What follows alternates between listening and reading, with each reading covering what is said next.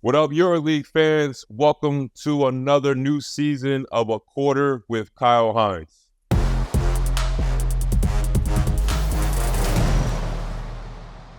Today, we have a very special guest to start the new season. One of my guys, me and him, we have a lot of history together. We go back. So, this is an honor to always talk to him and to start the new season off with him. A legendary name in these EuroLeague basketball arenas. My guy, Mr.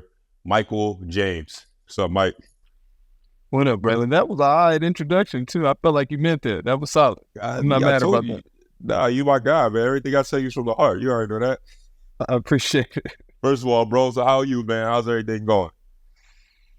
I'm good, brother. Just getting through the season. You know how it is, a long season, so full of ups and downs, but I'm solid.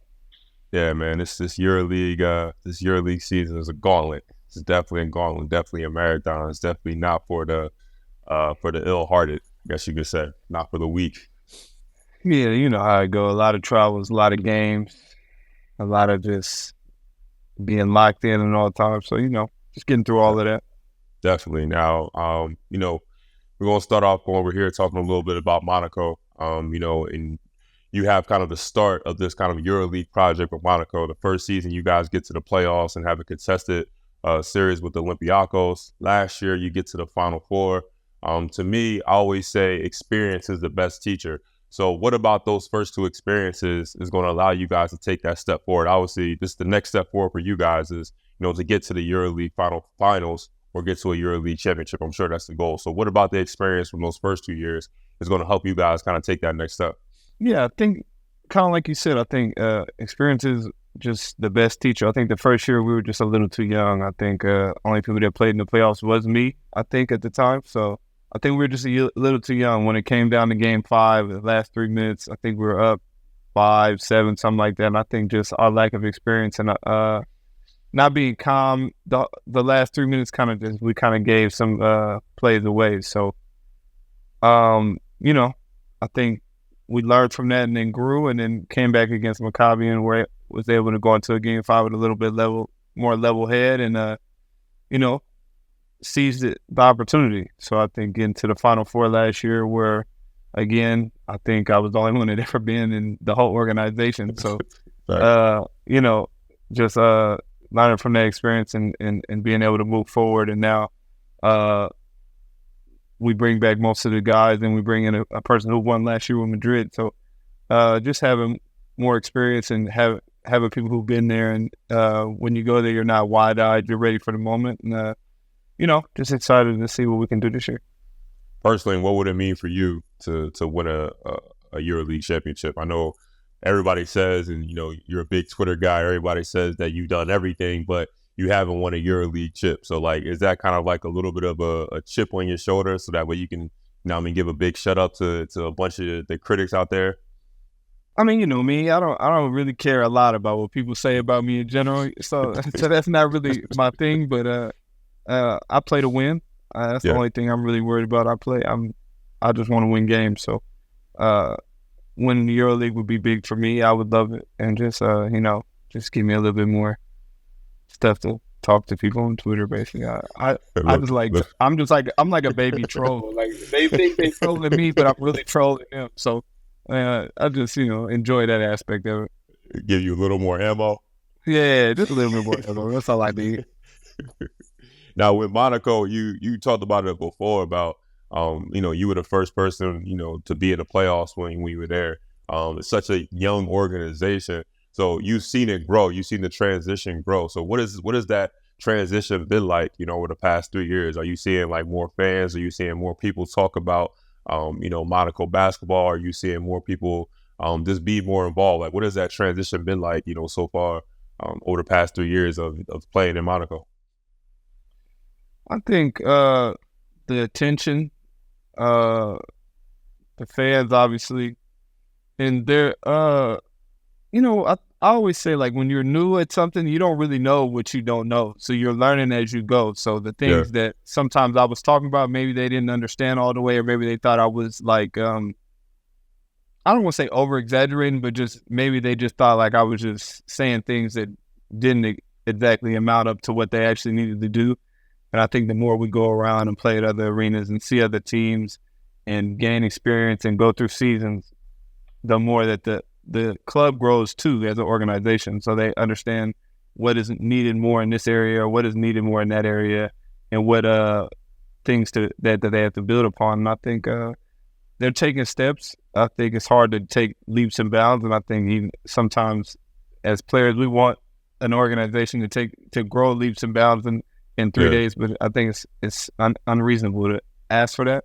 So I think they're taking steps every year, that they do 2 or 3 things to improve every year and then keep it going. And just I think they're going to keep doing that for the rest of their existence. So I think it's exciting to have a new team in EuroLeague. It seems like it's always the same teams, you know what I mean? It's always the same certain teams that play good and win. So I think it's exciting to have a new face and a new team that people can go out and watch. Has it like almost like, I don't want to say rejuvenated you, but like has it given you like kind of like new energy to be a part of like this new project, this new team? Like you said, you're kind of like the leader, you know, both on and off the court, because you've seen it. You have the experiences that a lot of people don't have. So is it kind of like giving you like new energy, you know, I mean, being a part of it? I think at the beginning I was super like just excited and ready to just lead a team all the way to wherever it needed to be led to. Yeah. And I think now that I've it's just kind of where I'm at. I think it kind of takes a little bit of the excitement away, because it's my 3rd year here and it's our 3rd year, and it's not like we're surprising anybody anymore. It's not like people are just saying, oh, Mike just went there because he wanted to get paid. Like, they're not really gonna win anything. Now it's like people actually have us going to the Final Four, have us winning games. You know, have us being the favorite in certain amount of games. So it's kind of like at first I was hunting everybody, and now I'm kind of the hunted again, which is fun. I mean, you know, I think it's weird probably to hear me say that, because I think everybody probably always wants to play good against me, but I think the organization is more being chased instead of us chasing other people now. Well, what do you prefer? Like, what do you like more? Because you've been part of both of them. You've been part of like big clubs, big teams, where it's like, you know, Final Fours have kind of been like, you know, the baseline, but then you come to like, you know, this project where it's like, you know, we're going to just kind of just like go out there and just play and kind of see what happens. So like, what do you like more? I like the big club aspect, I think, just because I like to set a standard for myself, and I like everybody else to have that same standard. And I think when you're at a big club, that is the standard. You know what I mean? It's not really like we let you dip into this or let you dip off into this. At a big club, it's a certain standard that we live by every day.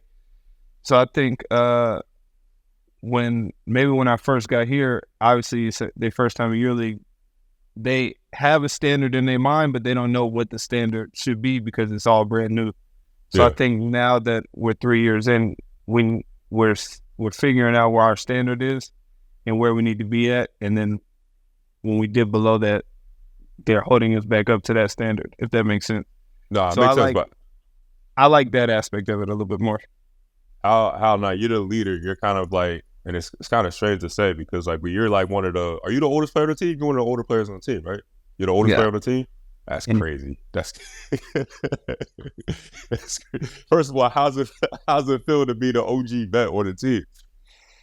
Well, see, I was the oldest player last year too, so I got used to it. So it's strange. You know, I'm used to playing with a lot of people that played a lot. So like, you know, even when I was playing, like I was in like my 7th year when I played with you, or maybe like 8, like 6 or something, and you played like 12, you know, something. You know what I'm saying? Like the difference. Like I played a lot, but it's still like always somebody above me. And now this is my 10th EuroLeague season, so like nobody's even close to me. Like I think the closest person is like Jordan Lloyd maybe, or Demo, and I think they're like 5 or 6. I think even like little Matthew Strazel has like 5. So like, you know what I'm saying? Like it's like a big gap, and their playoff experience isn't as much as mine. Like it's just a lot of experience that I have that a lot of other people don't on the team. So sometimes it's a weird concept, because I'm used to being around people that have had more experience than me. So when I have a conversation with them, they pick up what I'm trying to say right away. But sometimes when I say it to somebody who doesn't have as much experience, it's like I forget that they don't understand all the way what I'm saying sometimes. So I got to retell it in an easier way for them to explain it. So it probably was the same thing when I was coming up too. You know what I mean? Yeah. But it's just like you never know what you don't know.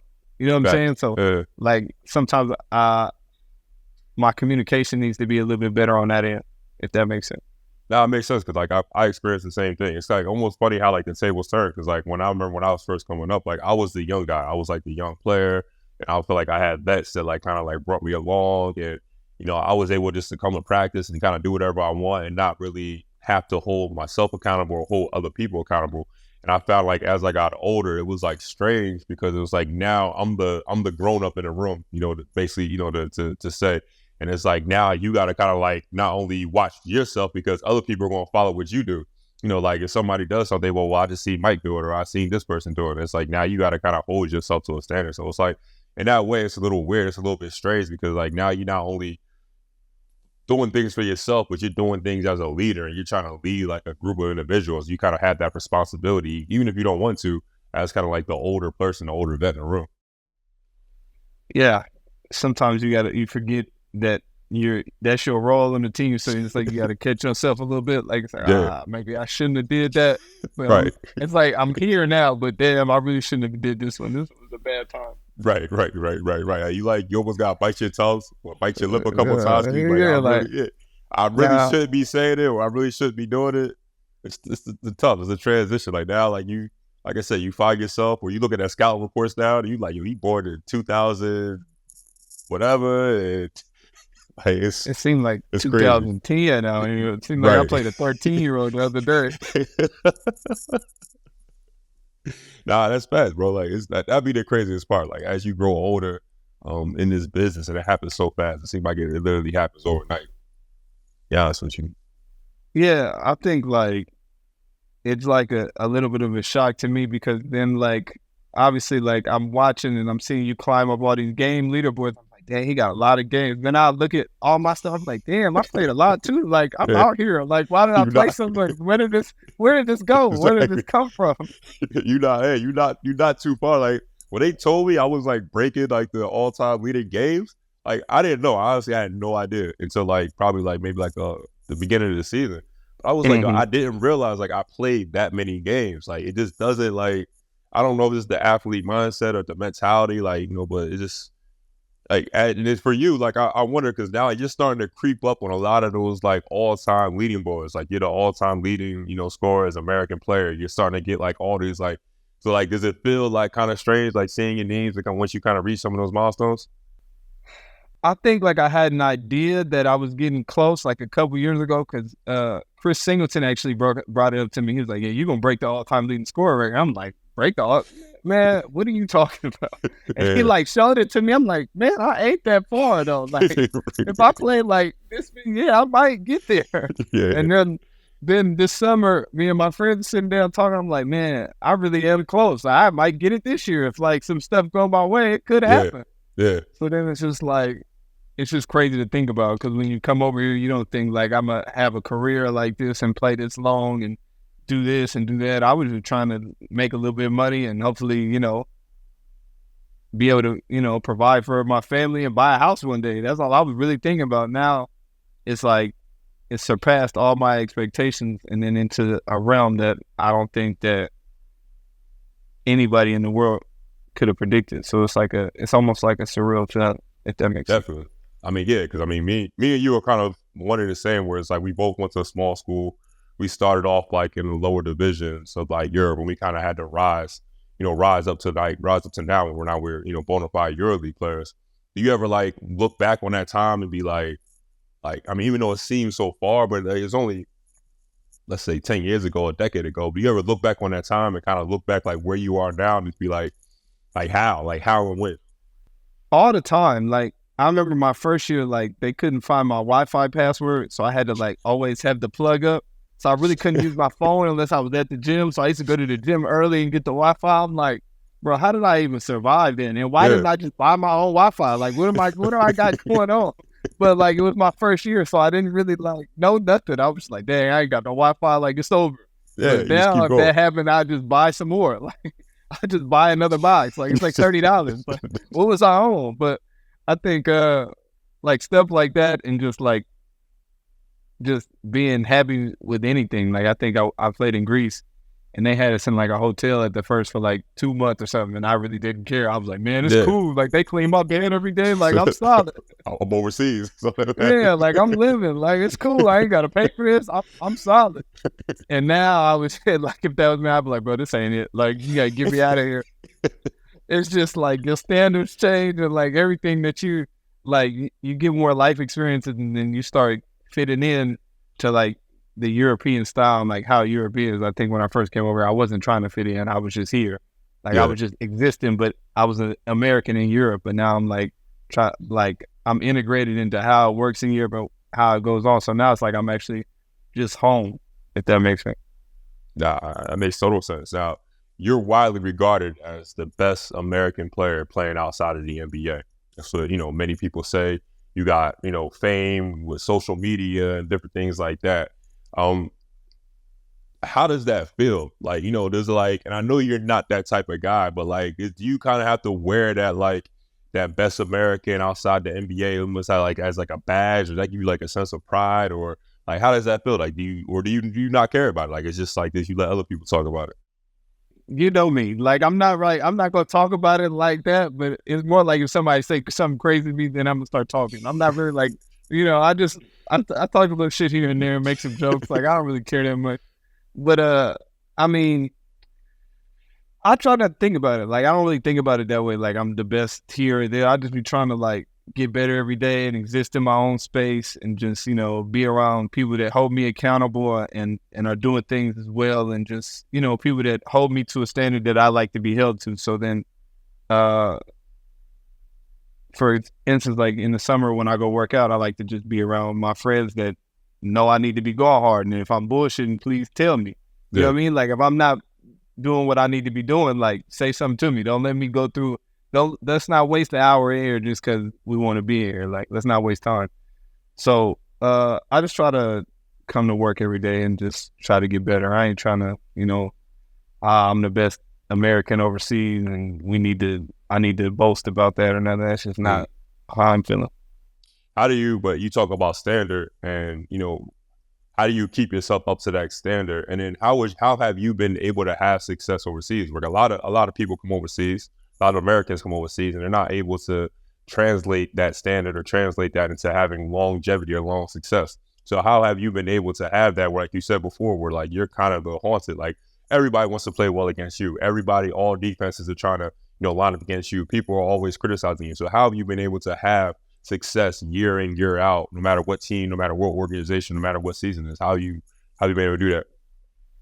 I think the first part is I'm always in the gym shooting. Like, I mean, you play with me for a season. I'm damn near there like an hour before getting shots up, even if it ain't.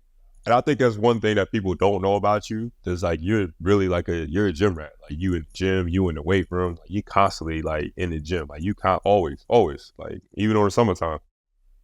I just like basketball. Like I like every aspect of basketball. Sometimes I don't like being a basketball player, but I love basketball. Like I like talking about it. I like debating it. I like talking about who's good, who's not, what they can do, what they can't do. So in that, I'm kind of obsessed with like not having like holes in my game. So when I started being like a premier player, I noticed people started playing me a certain way to do things that they thought I wasn't good at. And instead of like saying no, like I'm gonna do this other thing, I was just like, well, shit, I'm gonna just get better at that. Like it was low key kind of. I felt like it was disrespectful. Like, oh, you really think I can't do this? So I'm gonna just work on it and I'm gonna be great at it then. You know what I mean? Like when early in my career, people used to go under a lot, and it used to piss me off because I was like, bro, I can shoot. So now I just start shooting all the time. Then people only force me left. What you talking about? Forcing left? Now I'm only gonna go left until somebody stops it because I feel like it's disrespectful. So that's just been my mindset just in general. And I think working every day and just, like I said, working every day will help you keep your standard. Like sometimes even on good shooting days, bad shooting days, I'm always going to treat it the same.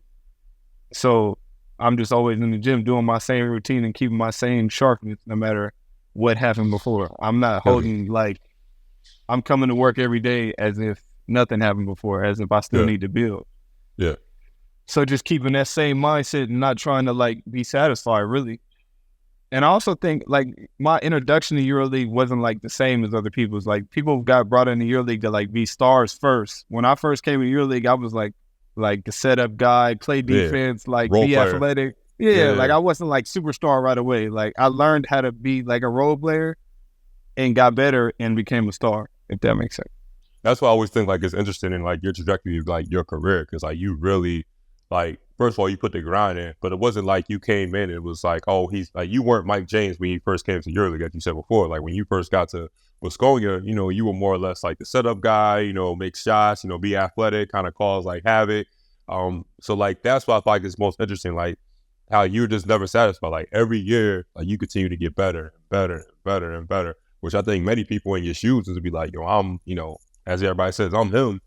Like, I'm cool. Like, I can just, you know, go out and just, you know, just kind of just be comfortable. So that's why I always, like, admire the most about you. Like, you just continuously build, continuously get better. Like I said, you know me. So, like, yeah, I know when somebody killed me. Like, I'm not an ignorant person. If somebody, was kicking my ass one day, I'm going to say it. Like, damn, I didn't have a good game against him. Like, I need to work on that. So, like, I was playing my first 2 years. I'm like, bro, I had problems with him. Like, I really couldn't stop him.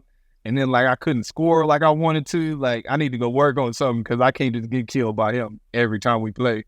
So then that just became a habit. Like, I didn't want to, like, nobody wants to get killed by nobody. Like, that's not what I want to do. So that was just also the motivation. Like, I can't keep being the dude that get killed. I got to get some stop, score some buckets back. Like, that can't be it. You don't want to be the liability on I can't be the liability. You don't want to be on the scout report going at him. We going at him. Man, I seen somebody posting me up the first year. I was like, bro, I can't get posted up no more. So after that, I just started fouling. And I was like, bro, I'm going to just foul OD in the post so they just don't try it no more. Now, we talked a little bit about being American and playing overseas. Like I said, you're known. You're almost kind of like wearing that kind of like that American, you know, flag, I guess you could say, as far as like leading the way as far as like American basketball players overseas. When you go back home, how would you explain the EuroLeague game to just like an average fan back home, an average basketball fan back home? Like, why would you tell them that they should be watching EuroLeague basketball? I would just say it's like a different. It's just a little bit more serious during the regular season than the NBA sometimes. Like, I feel like the NBA sometimes, they play games in shorter amount of periods, so sometimes it's a little lackadaisical. Like, you know, sometimes superstars is coasting through 3 quarters, and in the fourth quarter turn up. So, like, in EuroLeague, every 2 minutes of a game is very important. Thanks. Like, I done seen teams be up by 10 and in 2 minutes be down by 12. And you don't really know what happened. Like, everybody just kind of looking around like, yeah, they started doing some crazy stuff, turned it over 3 times, some threes hit. Then they got on sports and like coach got a technical and now the game all messed up. So I just would say like it's more serious, it's a little bit more intense. And I think if you're like a pure, I feel like EuroLeague is more like for a purist type of basketball fan, like an old school kind of purist basketball guy. If you're just kind of like running around and dunking and people looking nice, I mean, you might see some of that, but it's not a lot of that. You might get it, but because you might get a 62 to 56 game that was a nice game, but it just, you know, maybe it wasn't the most pretty to watch. Yeah, I agree. I mean, I think the essence, I think the beauty of EuroLeague basketball is that, like, not to be like corny or cheesy with the tagline, but like every game matters, every possession matters, and I feel like 1 to 18, no matter, you know, who you play, where you play, anybody can beat anybody. And I think that's been like one of like the best parts. It's like there's no off nights in EuroLeague for the most part. Like you gotta play, or you can be, as you said, you can be embarrassed, or you can, you know what I mean, have a tough loss, or, you know, everybody got players. So that's what I think is the biggest difference. And I think it's like the like I said before, the games just matter more. Like every game is like for the most part, it's like a playoff game. Like you may have a few, but every game is like feels like a playoff game. It feels like there's a lot on the line. Especially since the standings be so close. If you lose a game that you shouldn't have lost, and then you play a big team, and then you lose to the big team, now you 2 games back. It's like, dang, we kind of messed that up right there, that little stretch. Yeah, like So I mean, we early in the season for the most part, and like people already look at the standings. They already looking at like strategy, looking at like this, looking at that. We lost to this team. You got to get here, especially now with the play-in tournament. Like it makes it even more. I hate Every that. game got even more. I hate the player. You're not a fan? Nah, that's not something I would ever be a fan of. I don't Yeah, I like know. I feel like that's saving for people that just didn't play well. So basically, you just don't got to Yeah, play well, and you got 2 extra spots. So what? yeah. Y'all just, I mean, it seems like they just want to get some extra money and make everything more fair play. But who cares about fair, man? I don't care about fair. Win Yeah, the games, top go to the playoffs. facts. Yeah, I mean, I'm a purist in that way too. Like I like it from one side where it's like where like it keeps the whole year competitive, but then from one side it takes away like if you like the 7th or 8th seed, and it's like dang, like now you got to play one game for your life. That's what I'm saying. Like, why? Yeah, What if like a team with no fans like gets into the play game and they play like Partizan and all they fans travel and they just get their ass kicked. Like it's like damn, but like that's not cool. But yeah, that's the tough part. Who would you say are your top 5 American players who ever played in EuroLeague? Anthony Parker count? He count? Yeah. He in there. Yeah. What's crazy, I was going to ask you this question too, but like Anthony Parker is the only American, I'm sure you know this, but he's the only American that has won a EuroLeague MVP. It's crazy. Yeah, I know. I got robbed a few times, but we ain't gonna talk about that. We gonna stay away from my rampage. I mean, I got robbed a few times. We can put it in, we can put it on the internet. We know what happened. You know what I'm saying? It's about 2 or 3 times that people were looking around like, "Hey, he didn't win that." I'll be second in MVP and somehow make second team or EuroLeague. Don't make no sense. Like I don't know the mathematician, but I'm gonna stop you. We're gonna be the grown up in the room. We're gonna be the grown ups in the room. We'll stop you. Okay, my fault. We'll stop you. But Anthony Parker for sure. Does Shane count? Shane Turkish? I'm gonna count Shane. Yeah. Shane count. Shane counts. I'm gonna forget somebody for sure because I'm not remembering anybody. You count. That's 3. Appreciate it. Shane, Anthony, you. You can throw Will in there. I'll throw Will in there. He did win Final Four MVP. He won Final Four MVP. We're gonna throw Will in there. We're gonna throw Will in there for sure. I'm gonna put Will in there. That's my guy. All right. Before I go, we got these quick questions. Before I let you out of here. So this is gonna be like 1 or 2 answers. We call it crunch time. Quick questions. So I'm gonna start right now. Okay. I got you, brother. Step back or floater? Step back. What's your favorite movie? Boomerang. Boomerang. I wasn't expecting that, but all right. PlayStation or Xbox? PlayStation. Favorite sneaker? You try to get me in trouble, Kyle. Ooh, I'll be. James Harden, Volume 7, brother. Volume 7, brother. Sponsored by Adidas. Sponsored by Adidas, brother. Favorite song? Favorite song? Adore by Prince. Ooh, that's a nice one. Pre-game. What is one pre-game non-negotiable for you? Like routine, something in your routine that's like a non-negotiable that has to happen. You know I ain't got no routine, Kyle. I just show up to the game and lace them up, brother. Favorite arena to play in? I like Fenerbahce's arena. Favorite EuroLeague city that you like traveling to?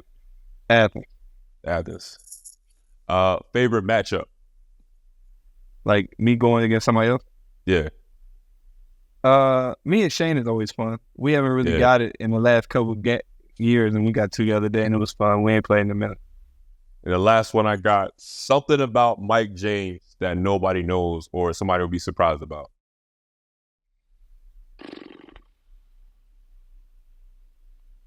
I don't know, man. I think just that people just take me too serious. I don't be that serious half the time. I just really be joking. I joke all the time. Like I think like 73% of the things I say is a joke. I would say 95. That's so like I think people be real like they be like, dang, he mad. Nah, I'm really just joking, but it just is true. But it is a joke. Nah. I think for the real people that are around you, they really know who you are. But I'm gonna let you get out of here, brother. I appreciate you taking the time. It's always good conversating with you. It's always good catching up with you. Any message you want to give to the EuroLeague fans before we get out of here? Not really. I don't want to talk to them like that. They gonna talk to you on Twitter anyway, so they gonna talk to me. I'll see them later. It'll be all right. All right, EuroLeague fans, thank you so much for tuning into this episode of A Quarter with Kyle Hines. I'll talk to you again very soon. Take care.